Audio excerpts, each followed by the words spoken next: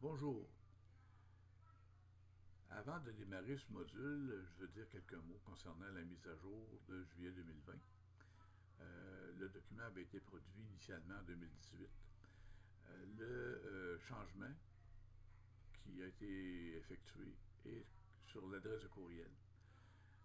Mon adresse de courriel est maintenant rhould@commercialintegriso.ca. Auparavant, c'était integriso.com. Donc, si vous voulez me joindre, il faut absolument écrire à rhould@commercialintegriso.ca et non pas .com. Je vous remercie et je vous souhaite un bon visionnement. Dans cette chaîne YouTube, nous allons traiter de sujets sur lesquels M. René Houde intervient en entreprise. Ce sont les systèmes ISO, principalement donc gestion ISO, qualité, environnement, santé-sécurité et également sur les systèmes de gestion de la formation. La compagnie fondée par M. Houde en tant que travailleur autonome s'appelle Integriso, qui traite, comme son nom l'indique, de systèmes ISO d'une manière intègre, c'est-à-dire en tentant de rendre les clients autonomes et aussi dans une perspective d'intégration de systèmes de gestion qualité, environnement, santé-sécurité, ou qualité-environnement, ou environnement-santé-sécurité. Donc, on essaie toujours d'intégrer les systèmes. Le sujet de cette présentation, soit concept de base de système de management, est réparti en 3 vidéos afin de demeurer dans des durées raisonnables.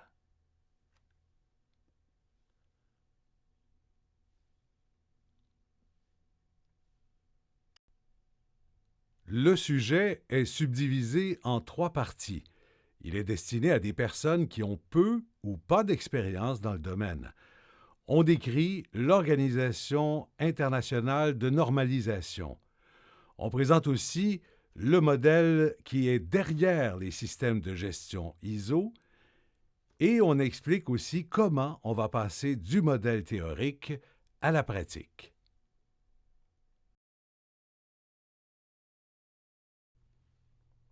Comme on vient de le dire, notre sujet, les concepts de base des systèmes de management ISO, est subdivisé en 3 parties, dans 3 vidéos. Le premier portait sur ISO en soi, le deuxième sur les principes de base du modèle ISO, et dans ce 3e module de notre sujet, nous allons décrire comment on passe de la théorie à la pratique.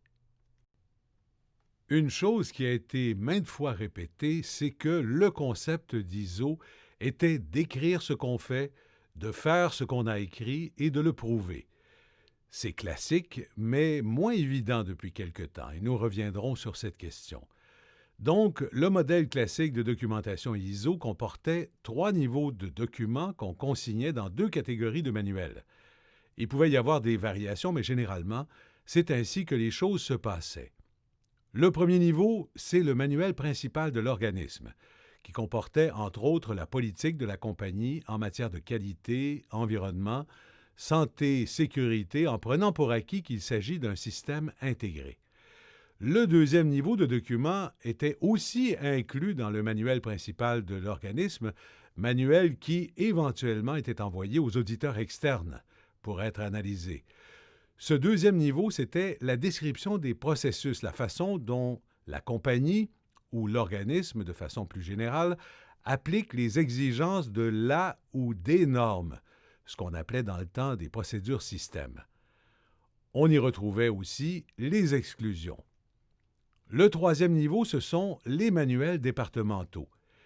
Il n'y a qu'un seul manuel principal dans un organisme, mais il y a des manuels départementaux dans chacun des départements visés par le système. Ça décrit comment les choses se passent vraiment sur le plancher. Des instructions de travail, des plans d'échantillonnage, des formulaires, des enregistrements de données. Et ici, il y a lieu de distinguer entre un document et un enregistrement. Un document, c'est quelque chose qui va normalement évoluer. On va avoir une procédure opérationnelle version 1, version 2, version 3 au fur et à mesure que le besoin s'en fait sentir. Un enregistrement est comparable à une photographie de quelque chose qui s'est fait dans l'organisme. Exemple, le procès-verbal d'une réunion. Le procès-verbal, une fois adopté, représente exactement ce qui s'est passé dans cette réunion et ça ne peut pas être modifié. Il n'y a pas plusieurs versions d'un enregistrement. Si à un moment X, on prend la température et qu'elle est de tant de degrés Celsius, c'est quelque chose qu'on ne peut pas faire varier, étant donné que nos mesures ont déterminé que c'est la température qui a été mesurée à tel moment. Les enregistrements ou les données sont parfois consignées dans un logiciel ou dans des formulaires. Le formulaire vierge peut changer, c'est un document. Le formulaire complété ne peut pas changer parce que c'est le témoignage de ce qui s'est fait au moment où on l'a complété. La manière dont les documents sont structurés. Et ici, on pense surtout aux procédures système ou aux instructions de travail, ou dans certains cas, on va parler de méthodes appropriées de travail. Il y a différentes façons de décrire ces documents. Une instruction de travail, c'est la manière dont un travail va se faire. On doit inclure le titre du document. On doit définir le but de la tâche, le domaine d'application. Où est-ce que le document s'applique? La responsabilité. Qui est responsable du bon déroulement ou de la réalisation de cette tâche? Ensuite, on va décrire la méthodologie étape par étape. Premièrement, on fait telle chose, deuxièmement, telle autre chose, et ce, jusqu'à la fin. Et il faut noter que dans certains documents, comme la politique ou les formulaires, l'exigence est adaptée au contexte. Donc, ce sont des documents généraux qui étaient demandés, et ce que je vous ai décrit, c'est la manière de construire un document en général dans ISO.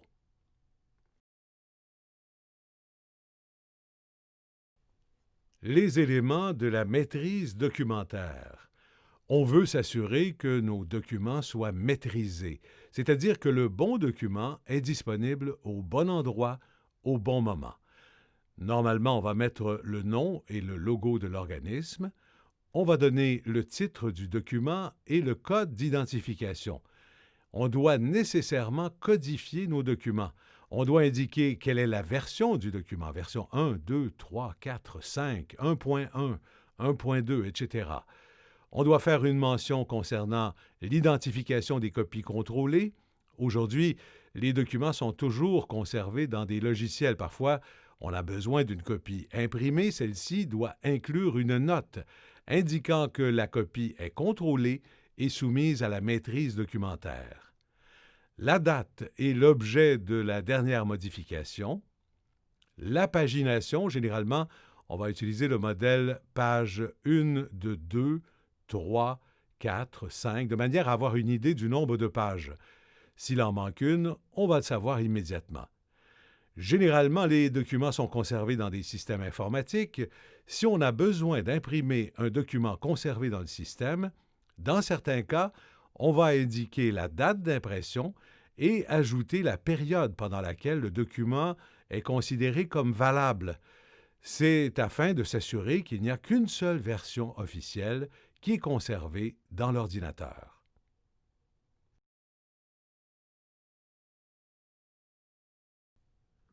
Ce qu'on vient de dire s'est appliqué de façon classique pendant bien des années.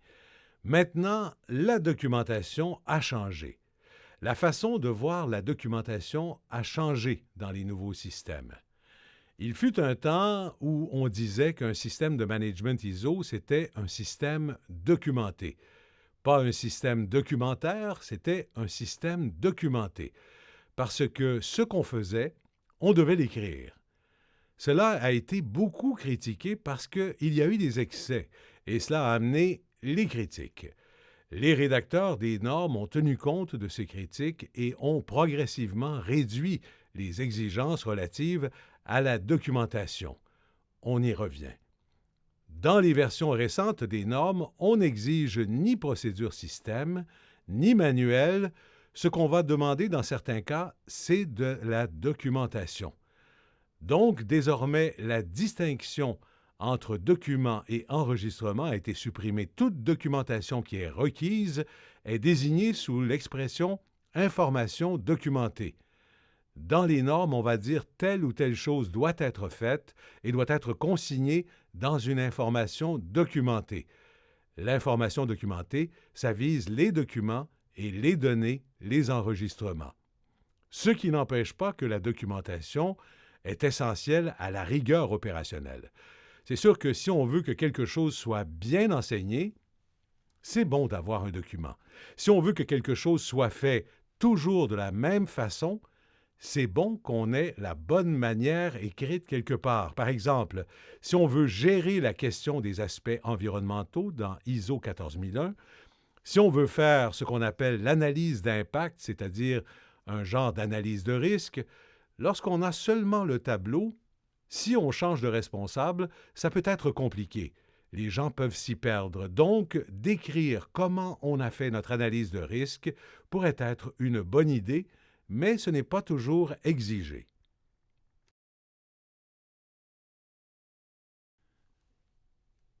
Les étapes de la vie d'un système ISO.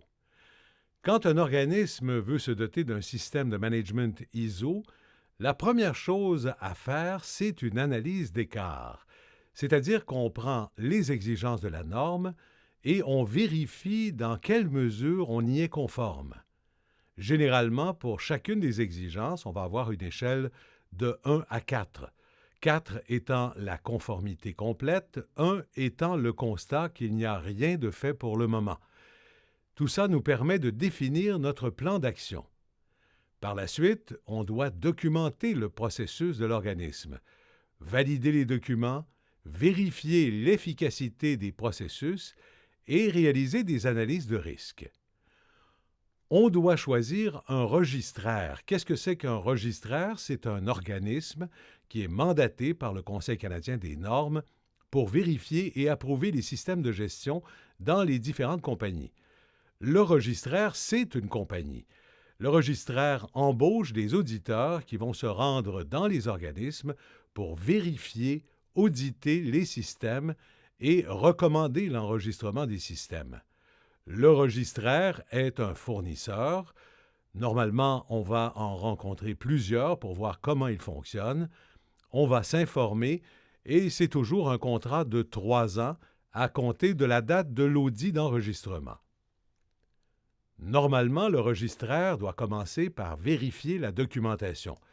Évidemment, quand il y avait des manuels, c'était plus facile.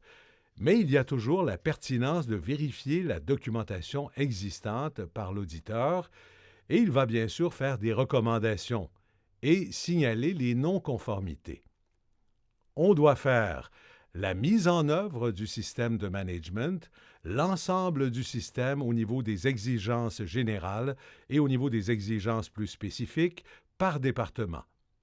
On fait un pré-audit, c'est-à-dire qu'on demande à l'auditeur du registraire, l'auditeur externe, de venir faire une vérification de la manière dont les choses se passent afin de se donner une idée et vérifier si tout le monde perd son temps et qu'on n'est vraiment pas prêt. Dans le pré-audit, généralement, il va y avoir des non-conformités qui vont être signalées par l'auditeur.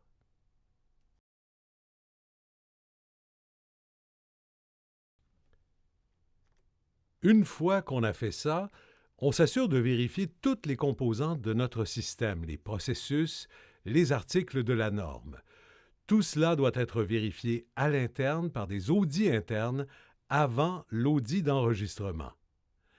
C'est le registraire qui donne le mandat pour l'audit d'enregistrement proprement dit, qui est généralement effectué par une équipe sous la direction d'un auditeur principal, tout dépendant de la taille de l'entreprise. Si l'audit d'enregistrement détecte des non-conformités mineures, généralement, on va accorder une période à l'organisme pour soumettre un plan de correction. Une fois que le plan de correction est reçu et approuvé, le registraire recommande l'enregistrement et les non-conformités vont être réauditées lors de la prochaine visite. S'il y a une ou plusieurs non-conformités majeures, l'auditeur peut exiger de revenir auditer l'élément une fois la correction apportée. Le registraire pourra alors recommander l'enregistrement du système.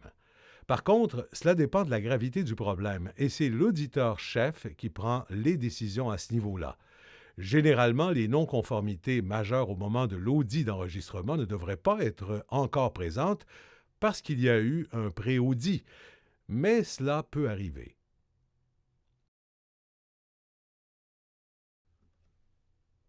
Les étapes de la vie d'un système ISO.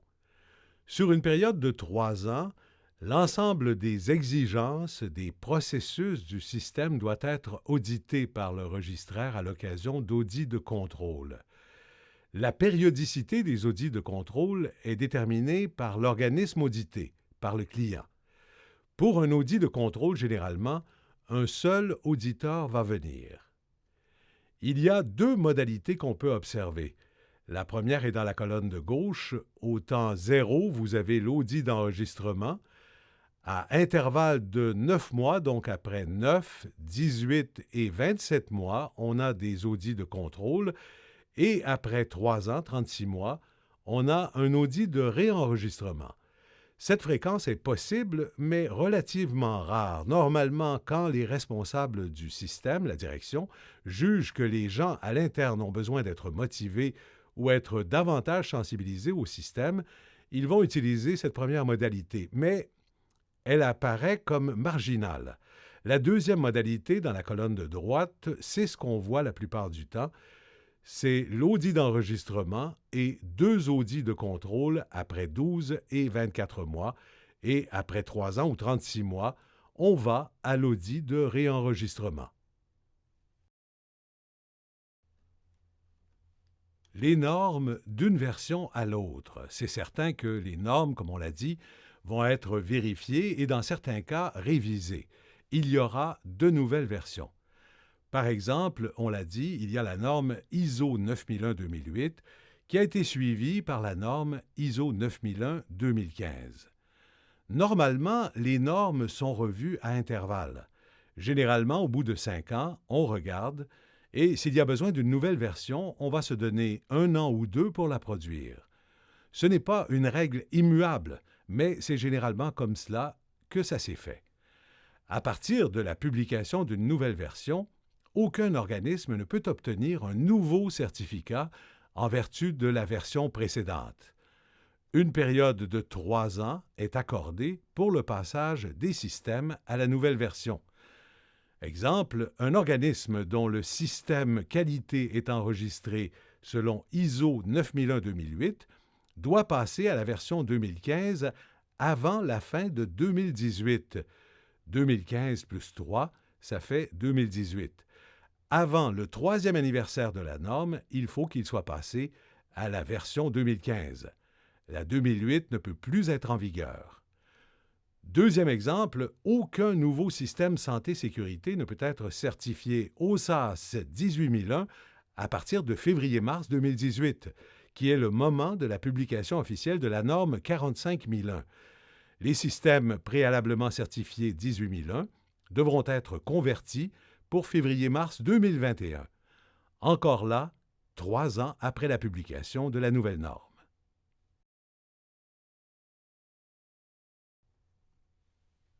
Les tâches générales d'implantation d'un système ISO. On doit identifier, documenter et analyser l'ensemble des processus qui ont un impact direct ou indirect sur la performance de système. On doit analyser nos forces et faiblesses au niveau de nos processus et gérer les risques et opportunités que cette analyse a fait ressortir. On doit élaborer le processus de management, rédiger et adapter la documentation système et la politique intégrée, quoique à ce moment-ci, la documentation système n'est pas nécessairement obligatoire, mais on va décrire les processus dans certains cas. Identifier les tâches prioritaires en lien avec le bon fonctionnement et la mesure des processus identifiés. On va évidemment générer de l'information documentée. On met en place la structure, attribution des responsabilités et des ressources.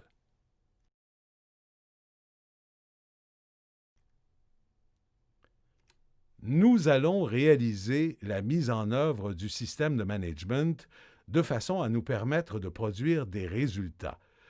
L'auditeur ne viendra pas auditer quelque chose qui est prévu. Il doit auditer quelque chose qui est en fonction. On ne peut pas dire à l'auditeur que cela n'est pas prêt, mais qu'on prévoit le faire de telle façon. L'auditeur veut voir comment ça fonctionne. C'est donc un système qui a produit des résultats qui va être audité. On doit analyser les données et les indicateurs de performance du système. On doit documenter l'évolution du contexte interne et externe. Et toutes ces données doivent être acheminées à la revue de direction qui, elle, va réviser le système de management, principalement les objectifs et le fonctionnement de l'ensemble du système de management. Ça complète le sujet que nous voulions voir avec vous, soit les systèmes de management concept de base. Les prochains sujets vont porter sur les différents systèmes de management qualité, environnement, santé, sécurité. Dans un premier temps, nous allons traiter du système ISO 45001 qui vient d'être adopté. C'est sans doute celui que le plus grand nombre aura envie d'examiner en premier.